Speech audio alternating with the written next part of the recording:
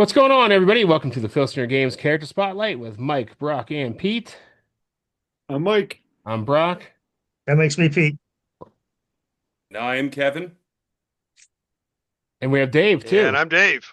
We're going to continue our journey through Promoter Madness, and we have two of the creators of the characters here tonight. We have Sledgend, created by Kevin, and Dr. Payne, created by Dave. So we're gonna get some behind the scenes insight from these guys as they talk about our the characters that they created. So yeah, welcome in, guys. How you guys doing? Doing well. Doing great. Excellent. Even better now. Good, good. Dave, you've been here before. Kevin, this is your first time appearing on the show. It is. I'm glad to be here. Thank you for having me. We're glad you're You, here as well. you happen to join us on Funny Hat Night. Yeah. I didn't even know. I just wore this See, I one. thought it was funny bald hair night, because Yeah. I don't got a lot of hair left. Uh, Well, we all Brock, That's every fall in week. that category. Brock, you are wearing the absolute funniest hat out of all three That's of what I us. thought. So yes, Yeah, right. Well, Well, I was see, going to say, let's make it I, clear. I got the matching jacket for you do. Mike's plaid hat. I got the- So so this started off because Kevin was helping me get stuff out of my trunk at Galacticon, and he saw the fact that I had a winter hat in my car in July. I'm like, yeah, you never know in Canada. You look like you're both ready to go ice fishing.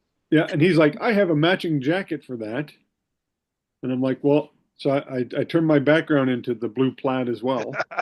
there you thinking go. I wouldn't bring this jacket to this thing. My father-in-law got it for me for Christmas. I don't know why it was still in my trunk, but I was like, I can't judge Mike for having a winter hat since I have a winter coat in my car.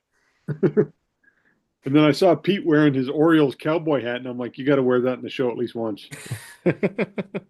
With a Raiders sweatshirt, too. With the Raider Yep. shirt. Yes, right. Yep. You got to hit them all. Coast to coast. Yep. Brock's got Boston. Although I'm a Yankee fan. Hold on a second. Yeah. You know Yeah, what? we Brock, I'm going to retaliate, okay? Oh, there you go. There you all go. right. I don't think I have any other hats nearby, so You almost got the whole AL East covered there, Mike. All we you do. need to put on your Blue Jays hat. We got it. Yeah, I can grab that in a minute. Oh, we don't have a Tampa Bay, but Yeah, I True. can't help you there. I Who would got wear that? Cincinnati Reds. I got a collection of those, but doesn't fit the motif. let's start this off with Sledgend. So, Now, Kev, which legend? This legend or this legend? Because there's two of them. Ooh, oh, I did not know. There are. There are. The So- original. The We're just original. doing the promoter prime one. I got the autographed copy. Yeah. Thank you for holding that up, man. Yeah. So tell us the backstory.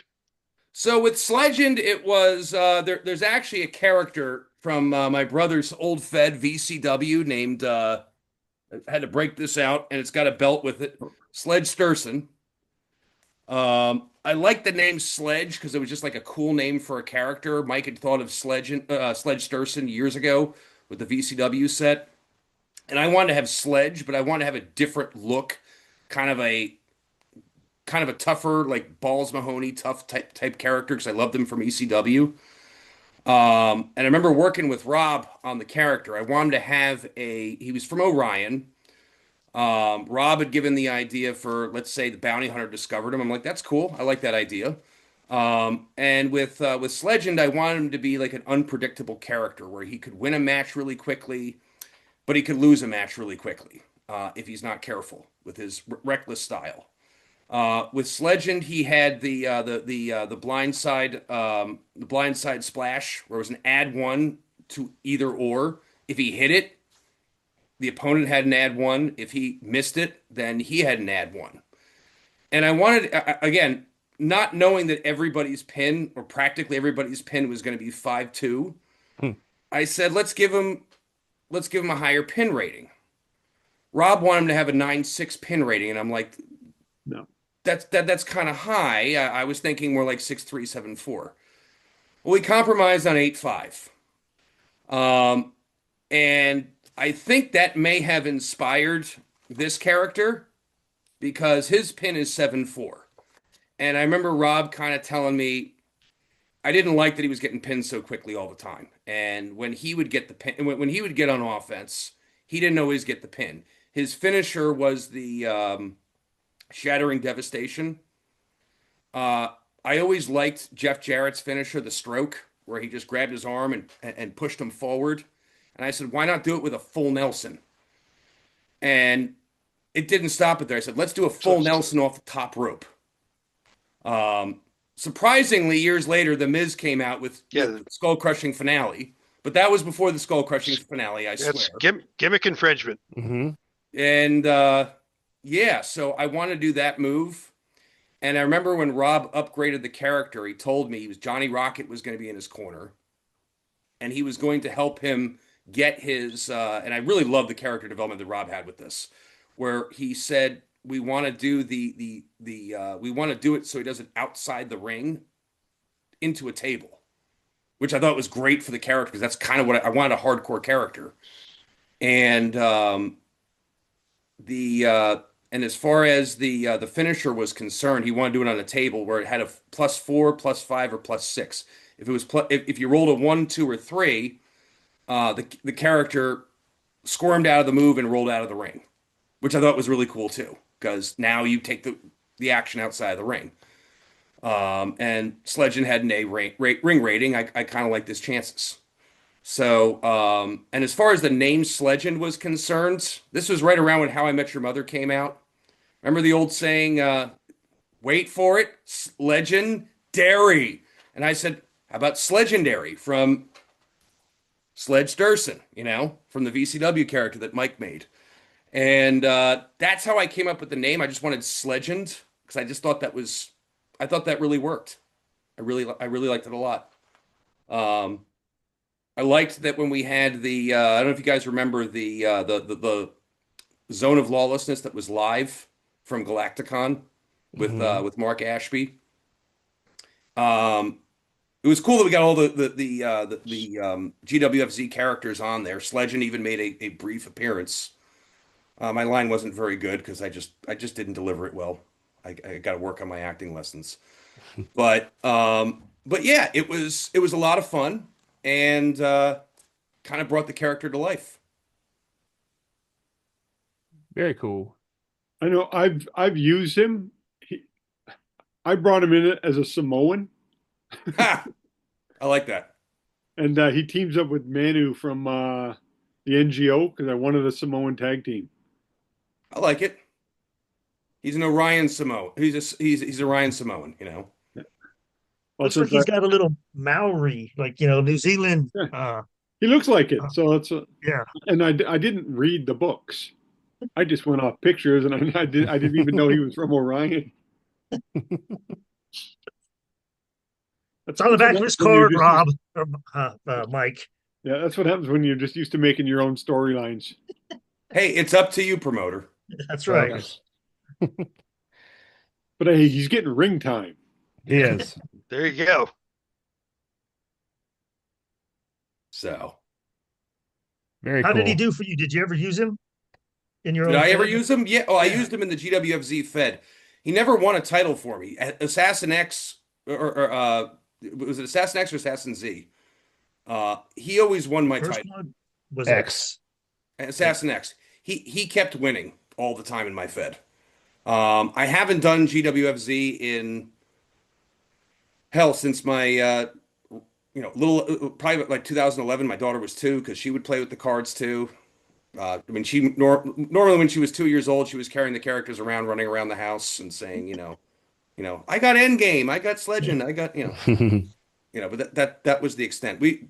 Thankfully, she's learned. She's liked to play the game. I remember she had to do extra reading, and she read through some of the character bios from the early GWF days, and it counted because let's face it, it was written by a college professor. So That's right. Yeah, Yes. it's true.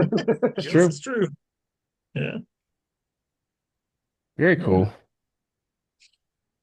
Was that so? When the drawing happened, how much input did you have on that? Was that something that Warner came up with initially, and you were like, "Yeah, that's what it is." Like, how did you go about about that with Most of that was done through Rob.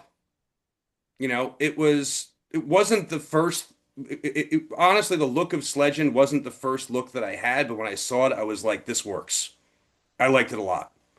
Rob did most of the work with working with Rob with Werner, to the best of my recollection. But I saw the look and the sledgehammer the sledgehammer in his hand. I was like, this is awesome. This is better than what I was originally thinking. So And it is a neat, fun character. He's got, I think, I'm trying to remember, a +3 finish. Hmm. yep, Yeah. the original card, yeah. But with that high pin, it makes it to where either he can win fast or lose fast, kind of like how you wanted it. Yeah, and again, I know they said it's the bloodline rule where you make your card, but I wasn't expecting half, like three-quarters of the roster, including Nightmare Nikki, to have a 5-2 pin. If I had if I had known, I might have pushed harder for 7-4 pin. But look, like I said, it worked fine. 8-5 pin wasn't my favorite, but there was enough about the card that I loved. I mean, you look at his level one defense, that's a stacked level one defense. Hmm. You looked at his, you look at his, the rest of his offense on level three offense. It's still a very good card. Yeah. It gets on Yeah. level 3 is going to keep you there. Hmm. So Yeah, yeah, yep, and he can choice up on the death jump too. yep, So the out of the ring, it's forced, but he's got an ring, so yep. that worked out pretty well. No, he's a solid character. I enjoy using him. I'm I glad. still use him to this day. So hey, Glad to hear. I So was there's still hoping a one day make it the GWF, but I didn't. I wasn't totally expect. I didn't think half these characters would make it. I mean, again, we had Overtime and we had Enzor who made it, and those are great characters, especially Overtime. The fact that he was you know, he was a lot like To. Let's not kid ourselves. Ooh, just just a little bit. just a little. And the way his character acted, it was perfect. And Yes. I got no ill will towards To, but it was pretty cool. Yeah. Very cool. Yes. So Awesome. thank you for sharing that backstory, Kevin. Let's go ahead and move on over to Dr. Payne. Yeah. So, what memories? So I'll start. I'm sorry, I'm still shuffling through cards here. Okay, I will start by talking about the story of the very first Galacticon I ever went to, which was the year that they drew the numbers for the Promoter Madness one. And I had, I've always been a big Legends fan. I really had very little familiarity with the Champions of the Galaxy universe, and I had my two older sons with me, and we were kind of bebopping around, and somebody grabs me and says, "Hey, Dave, you won the lottery."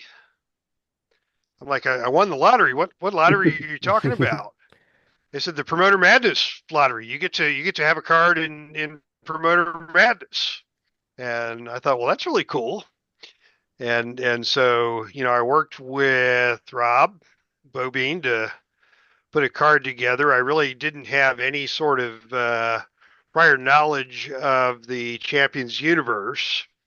So I kind of just put together a card that would be my alter ego if I had, gone to the dark side and gotten into wrestling. And so, Doctor and the evil doctor who would, exploit his knowledge of human anatomy and physiology to create a move set that would inflict the maximum amount of pain and do damage and subdue his opponents in whatever ways he could as as an expert in the human body. And so the backstory was that he was, going through all of his scientific training and at the same time, an underground MMA fighter. Um, and those two things kind of went hand in hand. Um, and I decided to also do a tribute character, Nurse Elizabeth, who was patterned after my wife, who's a nurse. And so she was a sidekick, and she held the secret vial of secret liquid that she could, supply to Dr. Payne in the middle of a match to, give him a boost. And nobody ever knew what the contents of the vial were. Um, but that was another one of his, medical mechanics that he could put into play. So yeah, it was a lot of fun to work with Warner doing the art and to work with Rob doing the card and just kind of get, that was kind of my first introduction to the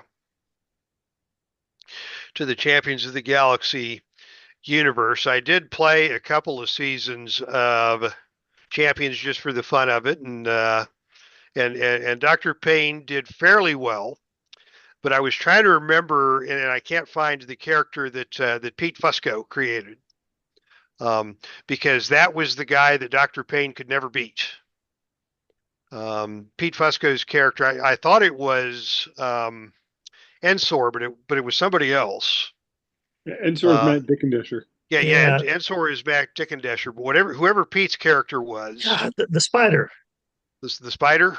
Nah, it's not his name. It's the spider. Why can't I can't remember his name. Yeah, he had like this flying finisher that was a +5 or something ridiculous, and Dr. Payne could never get past whatever Pete Fusco's character was, and that was part of the fun. That I've never been a fan of the Hulk Hogan's, the unbeatable champions, the Andre the Giant. That's it's no fun if your guy just wins every match and it's never competitive. So I liked the fact that Dr. Payne had this rival that he could not overcome. A year or two later, unofficially, Jeff Manning asked me for permission to create a singles card for Nurse Elizabeth. And here's the singles card that Jeff created for his purposes. And her gimmick was that she was she was this nurse who was kind of a rebellious, troubled, kind of an emotional mess, and she got kicked out of nursing school because she was on the field hockey team, and she would beat her opponents with her stick just because she had all this pent up anger and aggression, and so we created Nurse Elizabeth from that character, which is the exact opposite of my wife, who's the most hey, what are you gentle telling us person about in your the wife? world. Sure. No, yeah. And then her mechanic was that her finisher was a move called General Anesthesia, which was a sleeper hold. But if she won with the General Anesthesia, there was an extra roll, and if she hit the extra roll, she refused to let go. And she would just keep choking and choking and choking the opponent until she got disqualified. So we had some fun with her along the way as well, thanks to Jeff. So yeah, this whole kind of twisted underworld physician nurse gone to the dark side, using their powers for evil instead of good was kind of the backstory between them. So much for the Hippocratic Oath. Right. Irrelevant. Was it this guy? Was it? Let me see. Was it Halkanoro? Is that the one that you said you couldn't beat? Whoever I remember, because we did face to face, Pete and I at Galacticon, and again he knocked Dr. Payne out of the GWFZ tournament. Yeah, I think this was it, because this was the created character that came a few years after that. So yeah, whatever it was, that was the nemesis who could not be beaten. See, I have Dr. Payne ready to come into my starter fed, my UWA, but he'll be teaming up with the surgeon, which I think is Josh's character. and I have them. The tag team name is Bad Medicine. Oh, okay, yeah. Do they come out to Bon Jovi's Bad Medicine? That's all I got to ask. That they will. Good stuff, yeah. Or a hard or a heavy metal cover of it, whatever. But I had all these GWFZ characters. I'm like, I might as well start using them in my smaller Fed just to give them a little run. A couple years, give them a test, see if I like them. Just to at least say, hey, I tried the characters. Yeah. There's so many of them. Yeah. I'm trying to give them all a little bit of a run, 2, 3 year arc. If I like them, they'll stay. If not, I'll show them the door. But I gave them a try. Sledgend is on like year 4, so he's never captured anything, but He's sticking around. yep, He's in it for the long haul. they keep going for the tag titles and just can't do it. But hey, Those Orion Samoans never give up. nope. When Good you got a stuff. space Samoan, you know you're in for a fight. Right? Well, Mike, should we ask Kevin the 5 questions? Yep. What are the 5 Kevin, questions? we have 5 questions we ask all our guests. 3 questions. First question: Who? And you get one honorable mention in this. Okay. Who would be your Mount Rushmore of GWF characters? Your favorites, not who you think are the toughest, but Oh, your wow. favorites. I mean, you obviously have to put Wolf in there. Don't. You don't have to. No, but I love Wolf. I mean, everybody loves Wolf. Yeah. If you It's like gotta the be a hero silly thing. characters or the anti-hero characters, Wolf always works. And if you bring up Wolf's name, no one's going to say, "What the hell are you thinking?" You obviously don't watch the show enough. But everybody, well, I love Wolf. He was one of the characters that he was different. And this is just me being serious. Wolf was always one of my favorite characters from the beginning. I love Star Warrior, love Thantos. Wolf was always just that kind of cool character that was just different, that anyone could cheer for. And that's kind of how I viewed him. That's how I liked him.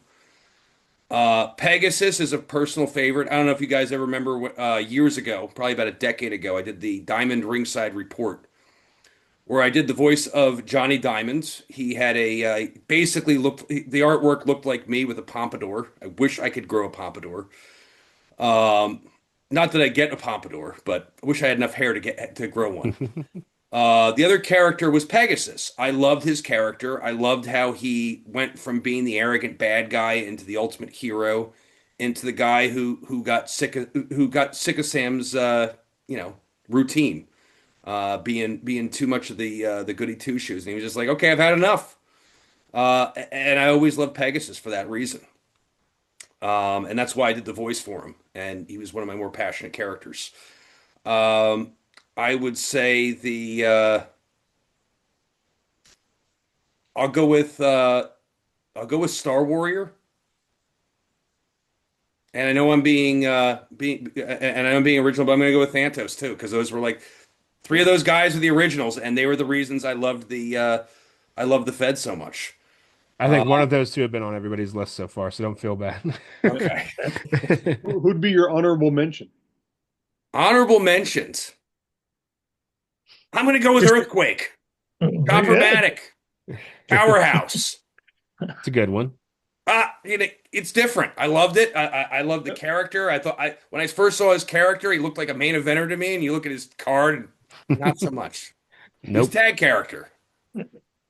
But I loved his character development. He was like this good guy who got sucked in by the Collector, then changed his image to the Powerhouse just to piss Massive off, and then he joined Sam's squadron in the battle against the Champions of the Galaxy with when he was on Commando Sam's team with Chaos. Yep. I'm sorry, Mike. Are you that far in your Fed? Did I spoil anything for you? No, you're good. If you were a pro wrestler, what would your ring entrance music be?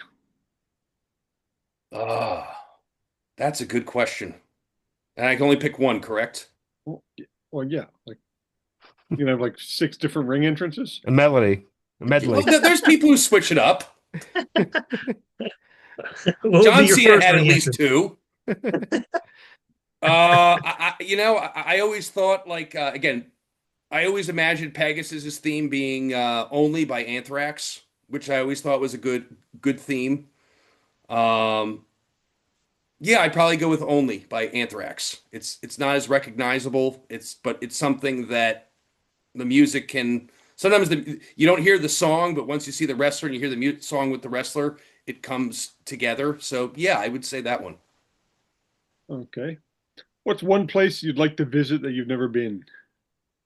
Aethra. Hmm. Good Love answer. that. Yeah, Love Good yeah. that. answer. Mars is just the first step. Yeah.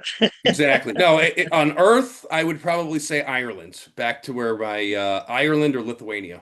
Those would be my two. Those were my mom. Most of my mom's side of the family is from Ireland. A little bit of English, but the other side, from my dad's side, my grandfather is 100% Lithuanian. His parents were from there. So always just like to see the see where my ancestors came from. Since everyone here, is some form of sci-fi fan, what would your lightsaber color be? Oh wow. There's 7 to choose from. Yeah, I'd say I'm feeling a little Samuel L. Jackson. I'll go purple. That's what I had chosen. 2 purples. We only have one Sith Lord, and that's David Little. Yep. And what's one unknown fact Always, about you that you're always willing to root for the share? bad guys. In everything, right? So what's one unknown fact about you that you're willing to share? Um, that's a great question. I don't know. We're on the internet. Do I really want to let everybody know? Yeah, right. Won't There's be unknown might be for 30 people long. that see this. Better be careful. So. Between 30 and 50 people will watch this. Most of them you know. I don't know. I wish I had. There are certain times where I always wish I'd gotten involved more in the theater. Because I look at some of the performance that's done with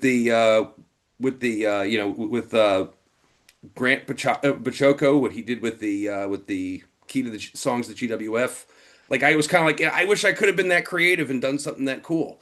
With Mark Ashby when he did the Zone of Lawlessness, I was like, you know what? I want to do the Diamond Ringside Report.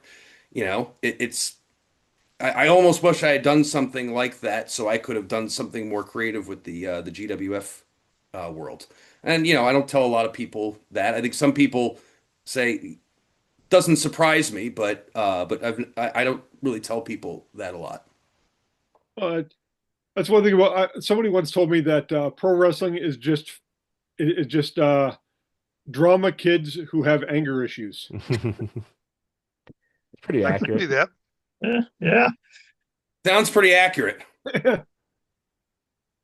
Made me laugh when I heard that. I'm like, yeah, wasn't a drama kid, but yeah, I can see it. Well, they got the stunt coordination skills that the most drama kids don't have. No wire work. But thank you guys for coming out. Any little shout outs you have before we go? Um, I'll say my daughters. Yep. My one daughter, my younger daughter's in dance. She's in a really good dance program. My older daughter is in. It's funny. I almost wish I was on the show. I had Brett Bays on the show. My daughter's in marching band. Nice. She did a. She did Bruno. I think it was Lady Gaga, Poker Face, Nicki Minaj, and Starships, and Bruno Mars. Was it? I think it was Runaway Baby. She's going to be a section leader as a sophomore. Wow. And Nice. yeah, I'm really proud of her. And yeah, so it's And by the way, I think Brett said something along the lines of he couldn't get a Metallica cover for his bands. Come to Philadelphia. That's BS, man. They played Megadeth. They played Alice in Chains. They Wow. played other heavy metal bands. I couldn't believe it. I remember going to my wife, like there was rival schools playing their music. I was like, I played sports in high school. I was like, hon, should we boo these guys at Any rival schools? clutch? And she's like, no, you can't boo them. But I thought about it. Nice.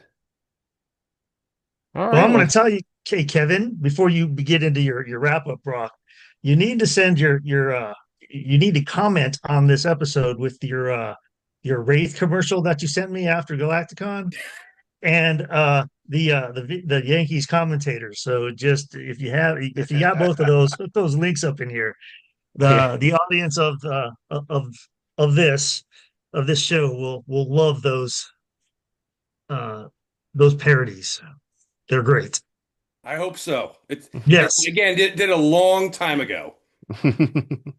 Don't forget Vanity's tanning body spray. Well, you didn't send Yeah. me Vanity's tanning body I spray, thought I so did. I'm pretty no, sure I did. no, you did not. I'm looking at it right now. Or no. You I didn't. showed you at Yeah, Galacticon. you That's when showed I me. showed you. Yes, yes, yeah. That's when I showed you. I stand corrected. So you got some of that little bit of talent. It's different. It's definitely different.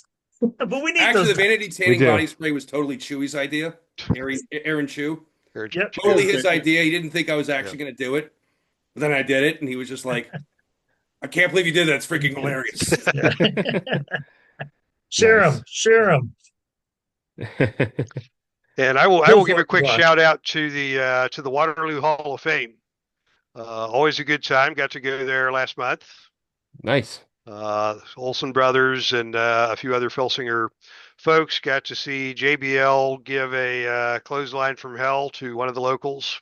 The Boogeyman was there, and the Boogeyman looks like he can still go. He is still ripped, and of course he did the shtick where he got hold of the heel manager and made him eat worms, and Chad Olson almost accidentally found himself in the Baron von Raschke claw, which was the highlight of the night to see Chad ass over tea kettle trying to keep from getting the claw from the Baron. So good time was had there, and yeah, so that's my shout out for the week. All right, cool. Thank you guys. Thanks for joining us. Appreciate you as always. While you're here, if you haven't done so yet, please hit that subscribe button. I think it's right underneath Dave. If you enjoyed the video, give it a thumbs up. And while you're here, scroll on down to the description where you'll find all of our friends who make Filsinger Games related content, including the official Filsinger Games podcast Roll Up, the Legends team's Uncharted Territory, Dizzy Dice from Lee Longpree, Grant Pachoco's solo promoter. Grant is also here on YouTube, and so is Dave. He's usually live every Saturday night. Check him out. Also, you'll find After Further Review, Brad Plays 81, and Bucky 749. I'm on Twitch. I'm trying to go back into it. I'm trying to do one weekend a month to ease back into it. So, link is down there below if you want to give that a follow. And until next time, everybody, we'll see you. Have a great week. I know. Not everybody. Good Later. night.